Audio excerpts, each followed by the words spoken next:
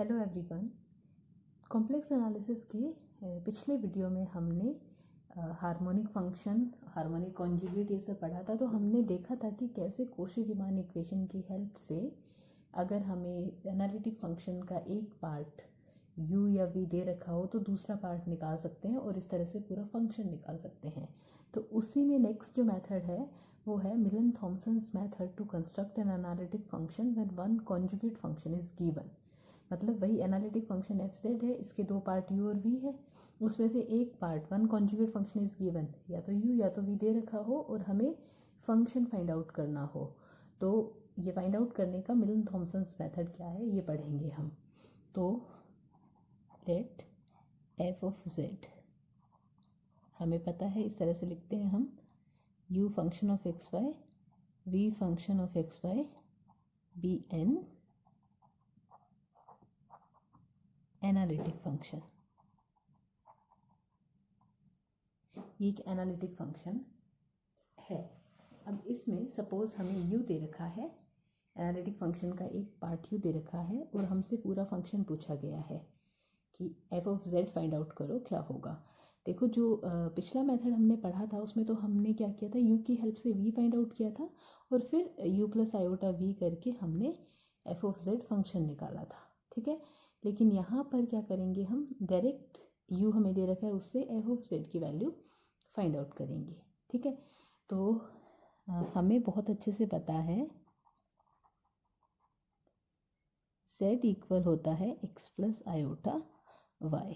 तो z बार क्या होगा, x minus iota y, conjugate इसका।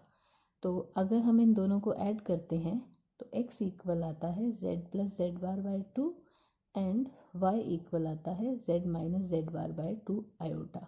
अगर इन दोनों को सब्ट्रैक्ट करते हैं तो ये हम ऑलरेडी पढ़ चुके हैं। ठीक है, तो ये जो फंक्शन है ना, x और y का फंक्शन है, इसे हम चेंज कर लेते हैं, x और y को z और z बार में चेंज कर लेते हैं।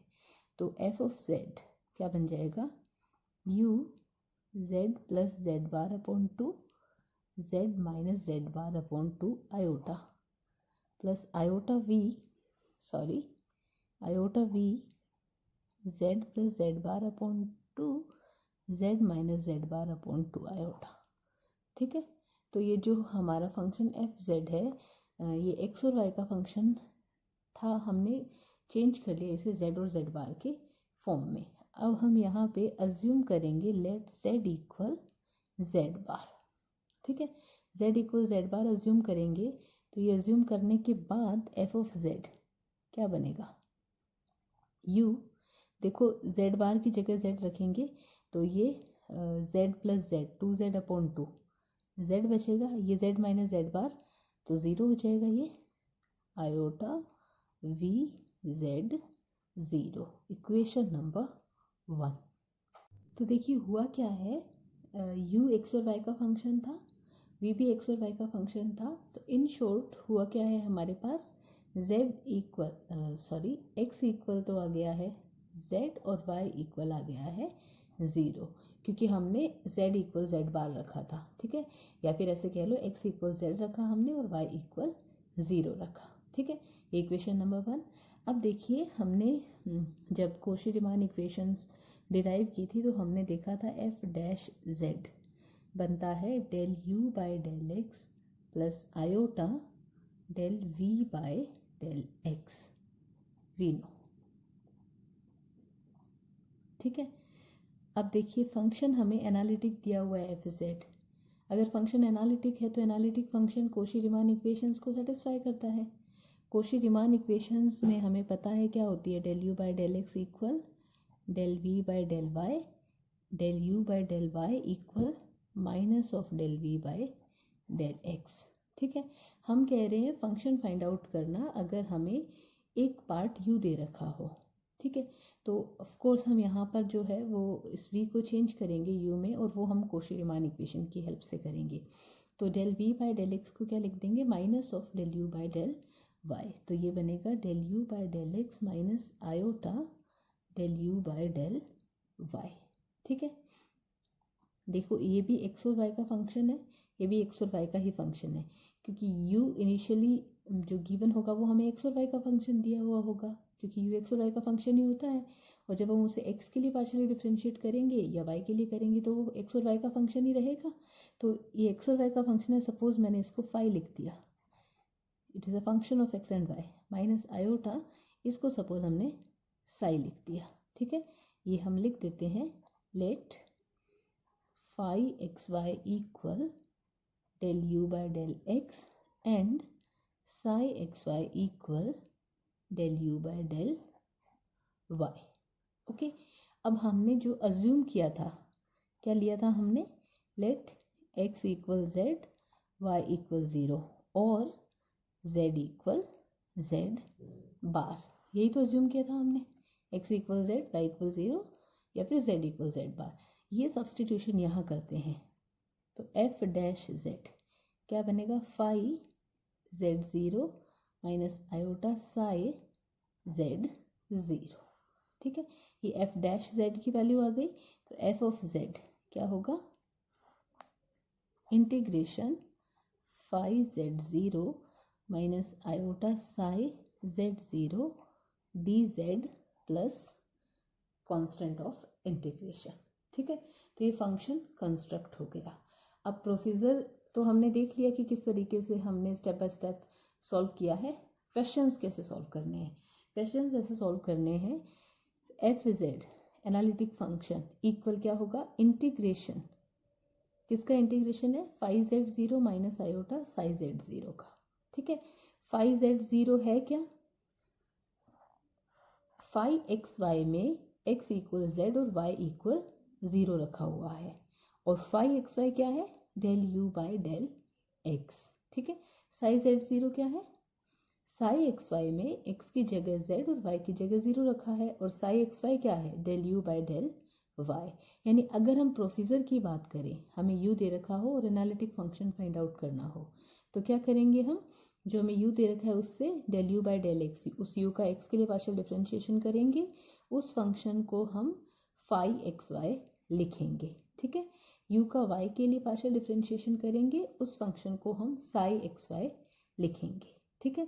फिर ये जो फाई एक्स वाई और साई एक्स वाई जो होंगे उनमें हम एक्स इक्वल जेड और वाई इक्वल ज़ीरो पुट कर देंगे, ठीक है। तो इस तरह से ये हमें जेड के फंक्शंस मिल जाएंगे, फिर हम वो वैल्यूज़ उठा के यहाँ पे सब्सटीट्यूट करेंगे, ये जेड का फंक्शन होगा, इसका इंटीग्रेशन करेंगे और हमें एनालिटिक फंक्शन एफ जेड मिल जाएगा, ठीक है। तो ये मिलन थॉम्सन मेथड से एनालिटिक फंक्शन कैसे कंस्ट्रक्ट होगा, अगर हमें फंक्शन का रियल पार्ट दे रखा हो। अब अगर हमें फंक्शन का इमेजनरी पार्ट दे रखा हो, वी दे रखा हो, तो क्या करेंगे, तो देखो एफ डैश जेड इक्वल ये था del u by del x plus iota del v by del x, ठीक है। यहीं से तो हमने v को u में कन्वर्ट किया था, क्योंकि हमने ये माना था कि u दे रखा है, अब हम कह रहे हैं कि v दे रखा है, तो u को v में कन्वर्ट कर दो, वही कोशी-रीमान इक्वेशन की हेल्प से, क्योंकि हमें फंक्शन एनालिटिक दिया हुआ है, क्योंकि ये मेथड एनालिटिक फंक्शन कंस्ट्रक्ट करने के लिए है, तो कोशी-रीमान इक्वेशन की हेल्प से del u by del x क्या होता है, del v by del y होता है, तो यहाँ पे सब्सटीट्यूट करो, del v by del y iota del v by del x, ठीक है। अब अगेन v भी तो x और y का फंक्शन है, और v को अगर हम पार्शियली डिफरेंशिएट करते हैं x या y के विद रिस्पेक्ट, तो वो x और y के फंक्शन ही बनेंगे, del v by del x भी x और y का फंक्शन होगा, del v by del y भी x और y का फंक्शन होगा, तो इसे तो हम लिख देते हैं जी एक्स वाई, ठीक है। आयोटा इसे हम लिख देते हैं एच एक्स वाई, ओके। मैं ये सब्सटीट्यूशन साइड में लिख देती हूँ, हमने क्या माना है, let g x y equal है del v by del y, और एच एक्स वाई इक्वल है del v by del x, ठीक है।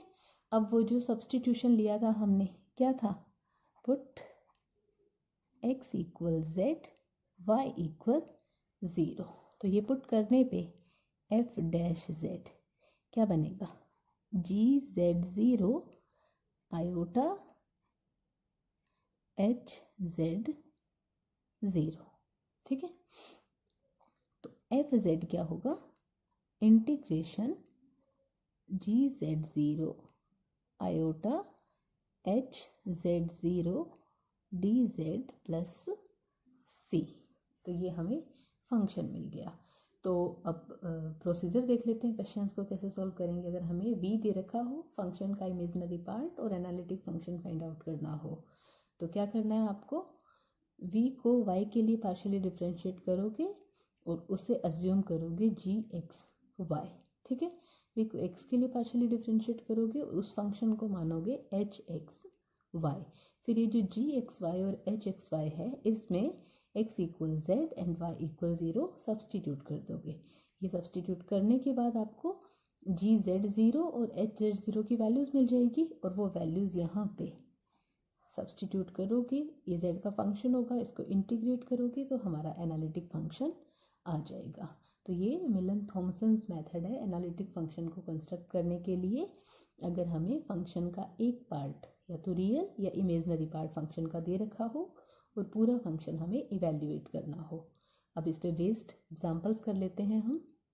तो देखिए एग्जांपल, हमें u दे रखा है x और y का फंक्शन। प्रूव करना है कि ये हार्मोनिक फंक्शन है। Prove that u is harmonic function. ठीक है, and find corresponding f of z। और फिर हमें f ऑफ z की वैल्यू फाइंड आउट करनी है। ठीक है, तो u हार्मोनिक फंक्शन होगा तो उसके corresponding f of z u plus iota v बनेगा। v उसका हार्मोनिक कॉन्जुगेट होगा और वो एनालिटिक फंक्शन होगा क्योंकि u अगर हार्मोनिक है तो वो कोशी-रीमान इक्वेशंस को सेटिस्फाई करेंगे। v उसका हार्मोनिक कॉन्जुगेट होगा तो वो भी कोशी-रीमान इक्वेशन को सेटिस्फाई करेगा और फंक्शन एनालिटिक हो जाएगा। ठीक है, तो किसी फंक्शन को पहले तो इसको हार्मोनिक प्रूव करते हैं। तो सोल्यूशन, किसी फंक्शन को हार्मोनिक प्रूव करना हो तो क्या प्रूव करना पड़ता है, अगर वो फंक्शन लैप्लेस इक्वेशन को सेटिस्फाई करता है तो वो हार्मोनिक होता है। ठीक है, और लैप्लेस इक्वेशन में हमें u का सेकंड ऑर्डर पार्शियल डेरिवेटिव निकालना है, x के विद रिस्पेक्ट भी और y के विद रिस्पेक्ट भी। ठीक है, तो सबसे पहले del u by del x क्या बनेगा, 3x square minus 3y square plus 6x। ठीक है, del u by del y के लिए कर लो इसे पार्शियली डिफ्रेंशिएट, क्या बनेगा माइनस का 6xy माइनस का 6y। Right, del two u by del x2 निकालते हैं, सेकेंड ऑर्डर डिफ्रेंशिएशन। तो इस फंक्शन का एक और बार x के लिए डिफ्रेंशिएशन करो, क्या बनेगा 6x plus 6। Right, del two u by del y2, इसका y के लिए करो, क्या बनेगा माइनस का 6x माइनस 6। ठीक है, अब यहाँ पे अगर हम del two u by del x2 plus del two u by del y2 निकालें, इन दोनों को ऐड करें तो क्या होगा, 6x से 6x कैंसिल और 6 से 6 cancel, it is equals to 0। ठीक है, तो ये इक्वल्स टू 0 आ रही है, लैप्लेस इक्वेशन है, u हमारा लैप्लेस इक्वेशन को सेटिस्फाई कर रहा है। इसका मतलब u x y is a harmonic function. ठीक है, u हार्मोनिक फंक्शन होगा। तो एक पार्ट तो सॉल्व हो गया। अब उसने कहा है कि corresponding f of z find out करो। तो f ऑफ z हम फाइंड आउट करेंगे मिलन थॉमसन मेथड से। मिलन थॉमसन मेथड के हिसाब से क्या था, del u by del x को अज्यूम करो फाई एक्स वाई। ठीक है, और del u by del y को साई एक्स वाई। ओके, फिर क्या करो, x की जगह z, y की जगह 0 पुट कर दो इन दोनों में। ठीक है, इसको मैं इक्वेशन नंबर 1 लिखती हूँ, इसको 2 लिखती हूँ। ठीक है, let x equal z and y equal 0 in 1 and 2। तो एम्प्लाइज क्या मिलेगा हमें, देखो फाई जेड 0 क्या बनेगा, ये था हमारा फाई एक्स वाई। तो x की जगह z रखना है, y की जगह 0, तो ये बनेगा 3z स्क्वायर, ये टर्म 0 हो जाएगी प्लस 6z। तो ये आ रहा है हमारे पास 3z स्क्वायर प्लस 6z। और साई z 0 क्या बनेगा, देखो ये हमारा साई एक्स वाई, इसमें x की जगह z, y की जगह 0 रखो, तो y की जगह 0 रखोगे तो ये पूरी टर्म्स जो है 0 हो जाएगी, तो साई z 0 आ गया 0। ठीक है, तो बाय मिलन थॉमसन्स मेथड